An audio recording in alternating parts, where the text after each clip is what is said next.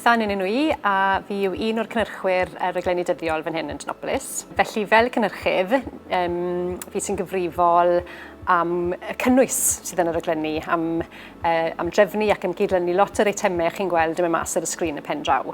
Ni'n lwcus bod raglenni pnawn ar nos sydd gyda ni, a wedyn mae'n meddwl bod lot o eitemau amrywiol gallwn ni fod yn trefnu mwyn cynhyrchu a cyrraedd y sgrin. Fi'n defnyddio'r Gymraeg wedyn ni tua 99% o'r amser i fi'n gweithio. Yn siarad gyda cyfranwyr ni, yn siarad gyda cydweithwyr, yn trial meithrin pobl i ddod ar y raglen, a wedyn mynd ati i drefnu'r syniadau. Cyfarfodydd arall wedyn gyda rai o'n cyflwynwyr ni, le ni'n sgripto ar y cyd, a wedyn yn arwen at y sgript i chi'n clywed ar y sgrin. Un siarad gyda'n gwylwyr ni, a lot o'n cyfranwyr ni i drefnu'r cynnwys sy'n cyrraedd y sgrin yn y pen draw. Felly, heb y Gymraeg, fyddwn ni bendant ddim yn gweithio yn y maes yma.